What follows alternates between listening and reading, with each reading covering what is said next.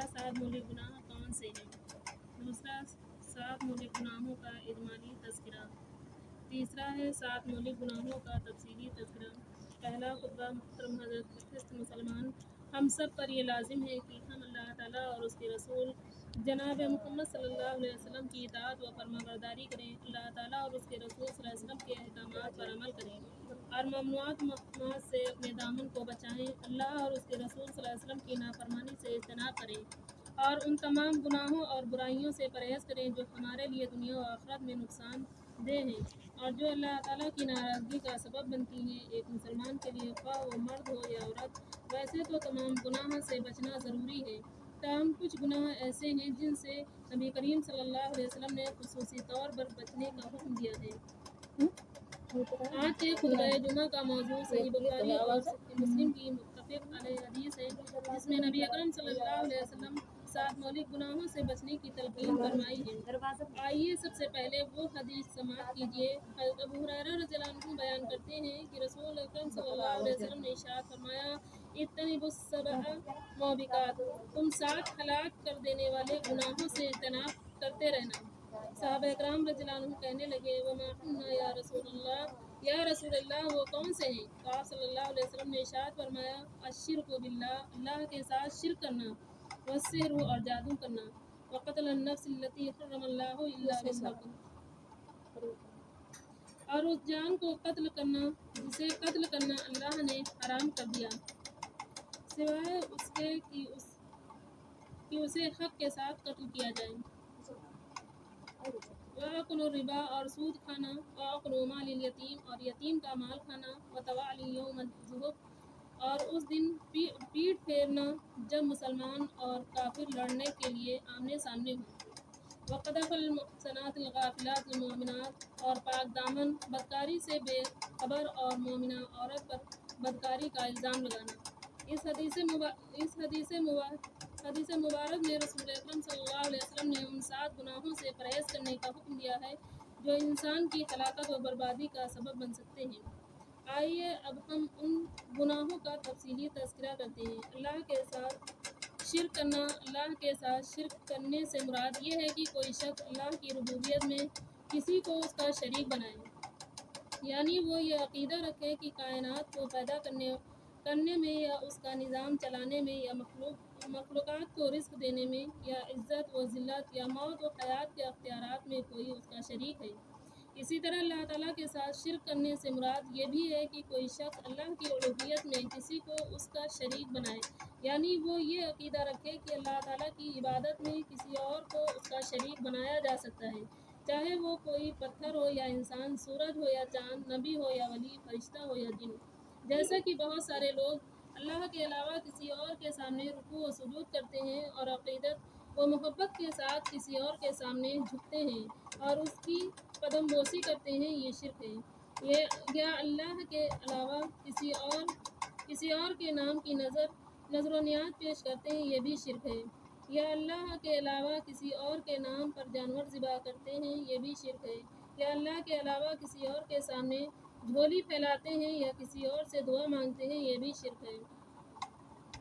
या अपनी ज़रूरियात को पूरा करने में अल्लाह के अलावा किसी और पर तवक्कुल करते हैं, ये भी शिर्क है। या मुश्किलात के वक्त अल्लाह के अलावा किसी और गौस और मुश्किल कुशा समझते हुए उसे पुकारते हैं, ये भी शिर्क है। या अल्लाह के अलावा किसी और से उम्मीदें रखते या उनसे खौफ खाते हैं, ये भी शिर्क है। अलगर्ज़ ये कि कोई इबादत गैरुल्लाह के लिए सरे अंजाम देना शिर्क अकबर है, और यह ऐसा गुनाह है कि अगर एक मुशरिक दुनिया में उससे सच्ची तौबा ना करे और उसकी मौत शिरकिया अक़ीदे पर आ जाए तो क़यामत के रोज़ अल्लाह ताला उसके उस गुनाह को माफ़ नहीं करेगा और जहन्नुम उसका दायमी ठिकाना होगी। नऊज़ बिल्लाह। अल्लाह ताला का फरमान है, इन्नल्लाह ला यग़फ़िरु अन युश्रका बिही व यग़फ़िरु मा दून ज़ालिका लिमन यशाअ व मन युश्रिक बिल्लाहि फ़क़द ज़ल्ल ज़लालन बईदा। बेशक अल्लाह ताला अपने साथ शिर्क किए जाने को माफ़ नहीं करता और उसके अलावा दीगर गुनाहों को जिसके लिए चाहता है माफ़ कर देता है। और जो शख्स अल्लाह के साथ शिर्क शरीक बनाता है वो बहुत दूर की गुमराही में चला जाता है। اسی طرح اس کا فرمان ہے انکم من یشرک باللہ فقد حرم اللہ علیہ الجنۃ وما للظالمین من انصار۔ یقین مانو کہ جو شخص اللہ کے ساتھ شرک کرتا ہے اللہ تعالیٰ نے اس پر جنت حرام کر دی ہے اور اس کا ٹھکانہ جہنم ہی ہے، اور ظالموں کے لیے کوئی مددگار نہ ہوں گے۔ دوسرا ہے جادو کرنا۔ 7 مہلک گناہوں میں سے دوسرا گناہ جادو کرنا ہے، اور جادو کے لیے عربی زبان میں سحر کا لفظ استعمال ہوتا ہے، جس کی تعریف علماء نے یوں کی ہے: سحر وہ عمل ہے جس میں پہلے شیطان کا قرب حاصل کیا جاتا ہے اور پھر اس سے مدد لی جاتی ہے، جبکہ عربی زبان کے مشہور امام الازہری کہتے ہیں کہ سحر دراصل کسی چیز کو اس کی حقیقت سے پھیر دینے کا نام ہے، اور ابن منظور اس کی توجیہ بیان کرتے ہوئے لکھتے ہیں: ساحر جادوگر جب باطل کو حق بنا کر پیش کرتا ہے اور کسی چیز کو اس کی حقیقت سے ہٹا کر سامنے لاتا ہے، گویا وہ اسے دینی حقیقت سے پھیر دیتا ہے۔ اسی طرح امام ابن قدامہ المقدسی کہتے ہیں: جادو ایسی گروہوں اور ایسے دم و درود اور ان الفاظ کا نام ہے جنہیں بولا یا لکھا جائے، یا یہ کہ جادوگر ایسا عمل کرے جس سے اس شخص کا بدن یا دل یا عقل متاثر ہو جائے جس پر جادو کرنا مقصود ہو۔ خلاصہ یہ ہے کہ سحر جادوگر اور شیطان کے درمیان ہونے والے ایک معاہدے کا نام ہے، جس کی بنا پر جادوگر کچھ حرام اور شرکیہ امور کا ارتکاب کرتا ہے، اور شیطان اس کے بدلے میں جادوگر کی مدد کرتا ہے، اس کے مطالبات کو پورا کرتا ہے۔ شیطان کو راضی کرنے اور اس کا تقرب حاصل کرنے کے لیے جادوگروں کے مختلف وسائل ہیں۔ چنانچہ بعض جادوگر اس مقصد کے لیے قرآن مجید کو نعوذ باللہ اپنے پاؤں سے باندھ کر بیت الخلاء میں جاتے ہیں، اور بعض قرآن مجید کی آیات کو نعوذ باللہ گندگی سے لکھتے ہیں، اور بعض انہیں نعوذ باللہ حیض کے خون سے لکھتے ہیں۔ بعض قرآنی آیات کو نعوذ باللہ اپنے پاؤں کے نچلے حصوں پر لکھتے ہیں۔ کچھ جادوگر سورہ فاتحہ کو الٹا لکھتے ہیں، کچھ بغیر وضو کے نماز پڑھتے ہیں، کچھ ہمیشہ حالت جنابت میں رہتے ہیں۔ کچھ جادوگروں کو شیطان کے لیے جانور ذبح کرنا پڑتے ہیں، اور وہ بھی بسم اللہ پڑھے بغیر، اور ذبح شدہ جانور کو شیطان کی بتائی ہوئی جگہ پر پھینکنا پڑتا ہے۔ بعض جادوگر ستاروں کو سجدہ کرتے ہیں اور ان سے مخاطب ہوتے ہیں، بعض کو اپنی ماں یا بیٹی سے زنا کرنا پڑتا ہے، اور کچھ جادوگر کو عربی کے علاوہ کسی دوسری زبان میں ایسے الفاظ لکھنا پڑتے ہیں جن میں کفریہ معنی شیطان۔ اسی طرح کے کفریہ و شرکیہ اعمال جادوگروں سے کرواتے ہیں، پھر ان کی خدمت کرتے ہیں۔ سوال یہ ہے کہ جادو واقعتاً اثر رکھتا ہے یا اس کی کوئی تاثیر نہیں ہوتی؟ اس کا جواب یہ ہے کہ جادو واقعتاً اللہ کے حکم سے اثر رکھتا ہے، چنانچہ جادو سے کوئی شخص قتل بھی ہو سکتا ہے، بیمار بھی ہو سکتا ہے، اور اپنی بیوی کے قریب جانے سے عاجز بھی ہو سکتا ہے۔ بلکہ جادو اللہ تعالیٰ کے حکم سے خاوند بیوی کے درمیان جدائی بھی ڈال سکتا ہے، اور ایک دوسرے کے دل میں نفرت بھی پیدا کر سکتا ہے اور محبت بھی۔ یاد رکھیے، یہ سب کچھ اللہ کے حکم سے ہوتا ہے۔ اللہ کے حکم کے بغیر کچھ بھی نہیں ہو سکتا، اور اس کی سب سے بڑی دلیل یہ ہے کہ خود نبی کریم صلی اللہ علیہ وسلم پر بھی جادو کا اثر ہو گیا تھا۔ حضرت عائشہ صدیقہ رضی اللہ عنہا بیان کرتی ہیں کہ قبیلے بنو زویق سے تعلق رکھنے والے ایک شخص نے، جسے لبید بن عاصم کہا جاتا تھا، رسول اکرم صلی اللہ علیہ وسلم پر جادو کر دیا، جس سے آپ صلی اللہ علیہ وسلم متاثر ہوئے، چنانچہ آپ کا خیال ہوتا کہ آپ نے فلاں کام کر لیا ہے، حالانکہ آپ نے وہ کام نہیں کیا ہوتا تھا۔ یہ معاملہ ایسے چلتا رہا یہاں تک کہ آپ ایک دن یا ایک رات میرے پاس تھے اور بار بار اللہ تعالیٰ سے دعا کر رہے تھے۔ اس کے بعد مجھ سے فرمانے لگے: یا عائشہ، اشعرتی ان اللہ افتانی فیما استفیتہ اتانی رجلانی فقد احدہما عند راسی والآخر عند رجلی۔ اے عائشہ، کیا تمہیں معلوم ہے کہ اللہ تعالیٰ نے میری دعا قبول کر لی؟ میرے پاس 2 آدمی آئے تھے، ان میں سے ایک میرے سر اور دوسرا میرے پاؤں کے پاس بیٹھ گیا، اور ایک نے دوسرے سے پوچھا: ما وجع الرجل، اس شخص کو کیا ہوا ہے؟ دوسرے نے کہا: مطبوب، اس پر جادو کیا گیا ہے۔ اس نے کہا: کس نے کیا ہے؟ دوسرے نے کہا لبید بن عاصم نے۔ اس نے کہا کس چیز میں کیا ہے؟ دوسرے نے کہا کنگھی بالوں اور کھجور کے خوشے کے گلاف میں۔ اس نے کہا جس چیز میں اس نے جادو کیا ہے وہ کہاں ہے؟ دوسرے نے کہا بیر زروان کے کنویں میں۔ چنانچہ رسول صلی اللہ علیہ وسلم اپنے کچھ صحابہ کرام رضی اللہ عنہ کے ساتھ اس کنویں کو آئے اور پھر واپس آ گئے اور فرمانے لگے یا عائشہ کأن ماؤها نقاعۃ الحناء او کأن رؤوس نخلها رؤوس الشیاطین۔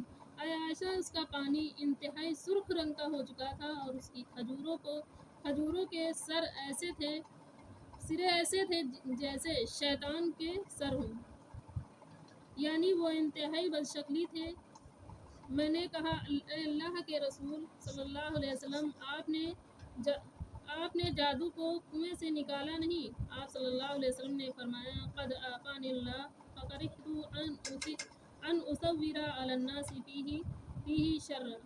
اللہ تعالیٰ نے مجھے عافیت دی ہے اور میں نہیں چاہتا کہ لوگ کسی شر اور فتنے میں مبتلا ہو جائیں۔ اس کے بعد آپ نے اسے نکالنے کا حکم دیا اور پھر اسے زمین میں دبا دیا گیا۔ جادو سیکھنا کفر ہے۔ یہاں ہم یہ بات واضح کر دینا چاہتے ہیں کہ جادو سیکھنا اور اس کی تعلیم دینا کفر ہے، اور اس کی سب سے بڑی دلیل اللہ تعالیٰ کا یہ فرمان ہے۔ اور سلیمان علیہ السلام کی بادشاہت میں شیطان جو پڑھا کرتے تھے وہ لوگ اس کی پیروی کرنے لگے، حالانکہ سلیمان علیہ السلام نے کفر نہیں کیا تھا، البتہ ان شیطانوں نے کفر کیا تھا جو لوگوں کو جادو سکھاتے تھے۔ اور وہ باتیں جو شہر بابل میں دو فرشتے ہاروت و ماروت پر اتاری گئی تھی، اور دونوں ہاروت و ماروت کسی کو جادو نہیں سکھاتے تھے جب تک کہ یہ نہیں کہہ لیتے کہ ہم آزمائش ہیں، بس تو کفر نہ کر۔ اس پر بھی وہ ان سے ایسی باتیں سیکھ لیتے جن کی وجہ سے وہ خاوند بیوی کے درمیان جدائی کرا دیں، حالانکہ وہ اللہ کے حکم کے بغیر کسی کا جادو سے کچھ بگاڑ نہیں سکتے۔ وہ ایسی باتیں سیکھ لیتے ہیں جن میں فائدہ کچھ نہیں، نقصان ہی نقصان۔ اور انہی یہودیوں کو یہ معلوم ہے کہ جو کوئی ایمان دے کر جادو خریدے وہ آخرت میں بد نصیب ہے۔ اگر وہ سمجھتے ہوتے تو جس کے عوض انہوں نے اپنی جانوں کو بیچ ڈالا اس کا بدلہ برا ہے۔ حافظ ابن حجر رحمۃ اللہ علیہ کہتے ہیں اللہ تعالیٰ کے اس فرمان انما نحن فتنة فلا تکفر میں اس بات کی دلیل ہے کہ جادو کا علم سیکھنا کفر ہے۔ اس طرح ابن قدامہ کہتے ہیں کہ جادو سیکھنا اور سکھانا حرام ہے اور اس میں اہل علم کے درمیان کوئی اختلاف نہیں ہے، لہذا اسے سیکھنے اور اس پر عمل کرنے سے آدمی کافر ہو جاتا ہے، خواہ اس کی تحریم کا عقیدہ رکھے یا اباحت کا۔ شریعت میں جادوگر کے متعلق فیصلہ، چونکہ قرآن مجید کے روح سے جادو سیکھنا اس کی تعلیم دینا کفر ہے، اس لیے شریعت کی نظر میں جادوگر انتہائی برا انسان ہے۔ رسول اکرم صلی اللہ علیہ وسلم کا ارشاد گرامی ہے لیس منا من تطیر او تطیر له او تکہن له وتسحر وتسحر له۔ وہ شخص ہم میں سے نہیں جو فال نکالے یا نکلوائے، کہانت کرے یا کروائے، جادو کرے یا کروائے۔ اس حدیث سے ثابت ہوا کہ وہ شخص امت محمدیہ سے خارج ہے جو جادو کرے یا کرائے۔ یہی وجہ ہے کہ جب حضرت جندب رضی اللہ عنہ نے کوفہ میں ایک جادوگر کو دیکھا، وہ جادو کے کرتب دکھلا رہا تھا، تو اسے اپنی تلوار کے ساتھ قتل کر دیا۔ اس واقعے کی سند کو شیخ البانی رحمۃ اللہ علیہ نے صحیح قرار دیا ہے۔ اسی طرح بجالت بن عبدہ بیان کرتے ہیں کہ جناب عمر بن خطاب رضی اللہ عنہ نے اپنے دور خلافت میں اپنے امرا کے نام حکم نامہ جاری فرمایا تھا کہ اقتلوا کل ساحر و ساحرۃ، ہر جادوگر مرد اور ہر جادوگر عورت کو قتل کر دو۔ چنانچہ ہم نے 3 جادوگروں کو قتل کیا۔ اسی طرح ام المومنین حضرت حفصہ رضی اللہ عنہ کے متعلق بھی یہ مروی ہے کہ ایک لونڈی نے ان پر جادو کر دیا تو انہوں نے اسے قتل کر دینے کا حکم دیا۔ انہی دلائل کی بنا پر علماء امت کا جادوگر کے بارے میں فیصلہ ہے وہ واجب القتل ہے۔ چنانچہ امام مالک رحمۃ اللہ علیہ بھی فرماتے ہیں جادوگر جو جادو کا عمل خود کرتا ہے اور کسی نے اس کے لیے یہ عمل نہ کیا ہو تو اس کی مثال اس شخص کیسی ہے جس کے بارے میں اللہ تعالیٰ نے قرآن مجید میں فرمایا وَلَقَدْ عَلِمُوا لَمَنِ اشْتَرَاهُ مَا لَهُ فِي الْآخِرَةِ مِنْ خَلَاقٍ، اور یہ بات بھی خوب جانتے تھے کہ جو ایسی باتوں کا خریدار بنا اس کا آخرت میں کوئی حصہ نہیں۔ لہٰذا میری رائے یہ ہے کہ وہ جب خود جادو کا عمل کرے تو اسے قتل کر دیا جائے۔ امام ابن قدامہ رحمۃ اللہ علیہ فرماتے ہیں جادوگر کی سزا قتل ہے۔ یہ متعدد صحابہ اکرام رضی اللہ عنہ سے مثلاً عمر، عثمان ابن عمر، حفصہ، جندب بن عبداللہ، جندب بن کعب، قیس بن سعد رضی اللہ عنہ اور عمر بن عبدالعزیز سے مروی ہے، اور یہی مذہب امام ابو حنیفہ اور امام مالک رحمۃ اللہ علیہ کا بھی ہے۔ امام ابن کثیر رحمۃ اللہ علیہ فرماتے ہیں اللہ تعالیٰ کے اس فرمان وَلَوْ أَنَّهُمْ آمَنُوا وَاتَّقُوا سے ان علماء نے دلیل لی ہے کہ جو جادوگروں کو کافر کہتے ہیں وہ یہ ہیں، اور وہ امام احمد ابن حنبل اور سلف صالحین کا ایک گروہ، جبکہ امام شافعی رحمۃ اللہ اور دوسری روایت کے مطابق امام احمد کہتے ہیں کہ جادوگر کافر تو نہیں ہوتا، البتہ واجب القتل ضرور ہوتا ہے۔ جادوگر کو قتل کر دینا تین صحابہ کرام رضی اللہ عنہ سے صحیح ثابت ہے۔ جادوگر اور نجومی کے پاس جانا حرام ہے۔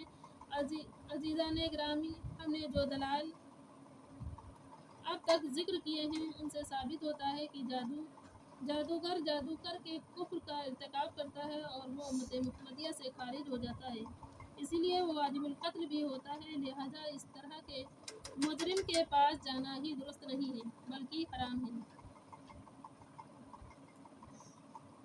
کیونکہ رسول اکرم صلی اللہ علیہ وسلم کا ارشاد گرامی ہے من اتی عرافا کاہنا فصدقه بما یقول فقد کفر بما انزل علی محمد صلی اللہ علیہ وسلم۔ جو شخص کسی عراف پوشیدہ چیزوں کی اطلاع دینے والے، مستقبل کی خبروں اور قسمت کے بارے میں آگاہ کرنے والے شخص اور کاہن و نجومی کے پاس گیا، وہ اس کی باتوں کی تصدیق کی تو اس نے محمد صلی اللہ علیہ وسلم پر اتاری گئی شریعت کا انکار کر دیا۔ دوسری حدیث میں یہ ارشاد ہے من اتی عرافا فسألہ عن شیء لم تقبل له صلاۃ 40 لیلۃ، جو شخص کسی عراف کے پاس گیا پھر اس سے کسی چیز کے متعلق سوال کیا تو اس کی 40 راتوں کی نمازیں قبول نہیں کی جائیں۔ قتل کرنا 7 مہلک گناہوں میں سے